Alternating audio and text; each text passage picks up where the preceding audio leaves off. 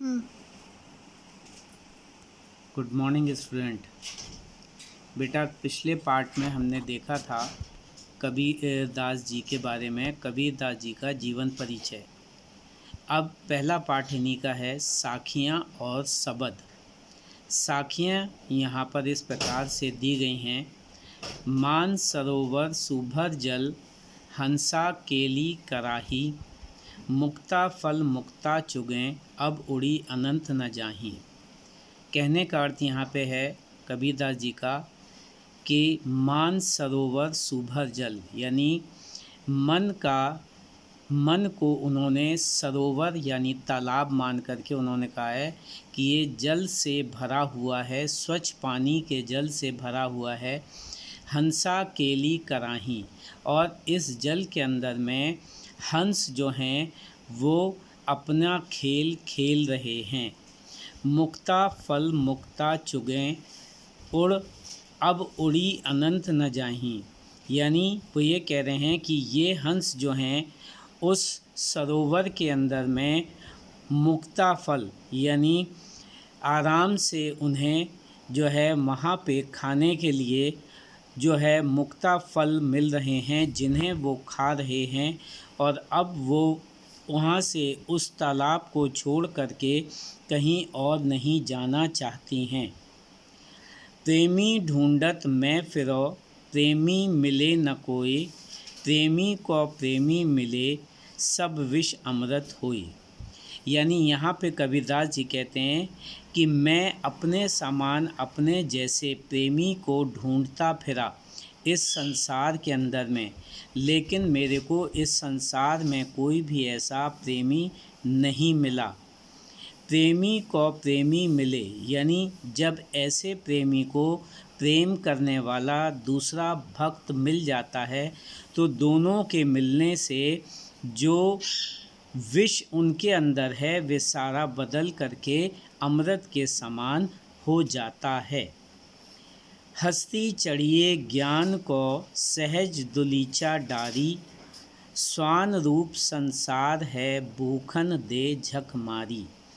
यानी वो ये कह रहे हैं कि हस्ती चढ़िए ज्ञान को, यानी ज्ञान के ऊपर चढ़ करके, ज्ञान रूपी एक जानवर के ऊपर या एक हाथी के ऊपर, हस्ती यहाँ पे हाथी के लिए कहा गया है कि उस पर चढ़ करके सहज दुलीचा डाली, यानी उसके ऊपर सहजता का दुलीचा जो है डाल दीजिए।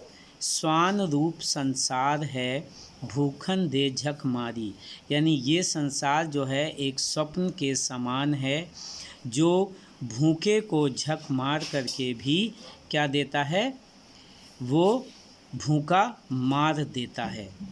आगे कह रहा है, पखा पखी के कार ने सब जग रहा भुलान, निरपक होई के हरि भजे सोई संत सुजान।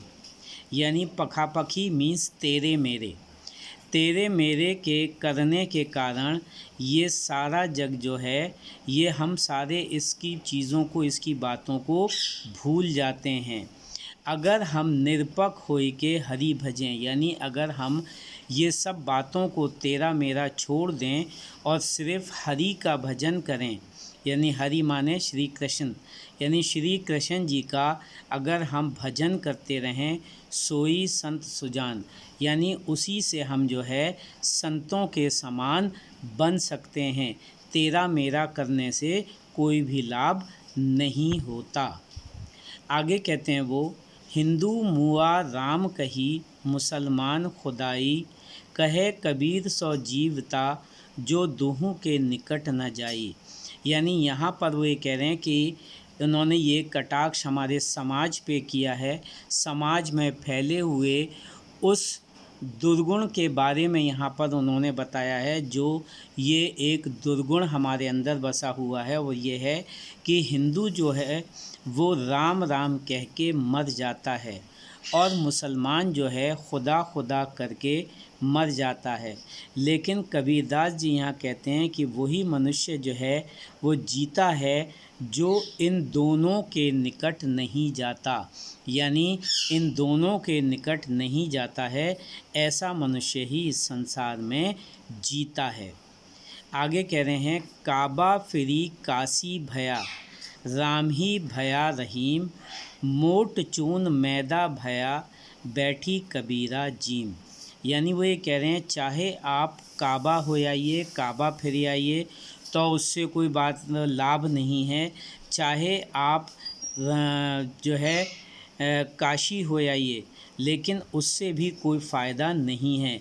और वे कह रहे हैं क्यों? क्योंकि राम और रहीम जो हैं ये एक ही हैं, यानी हमने इनके नाम बदल दिए हैं, ये दोनों एक ही हैं। वे कह रहे हैं मोट चून मैदा भया, बैठी कबीरा जीम।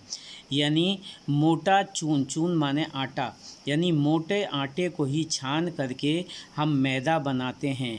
बैठी कबीरा जीम, यानी कबीरदास जी कह रहे हैं यहाँ पर कि जिसको कि सारा संसार जो है बैठ करके खाता है। आगे कह रहे हैं वो ऊंचे कुल का जन्मिया, जे करनी ऊंच न होए, सुबरन कलश सुरा भरा, साधु निंदा सोई। यानी वो ये कह रहे हैं आखिर में यहाँ पर उन्होंने बहुत बड़ी बात कही है कि ऊंचे कुल में जन्म लेने से ही कोई ऊंचा नहीं बन जाता, जब तक कि उसके कर्म जो हैं वो ऊंचे ना हों।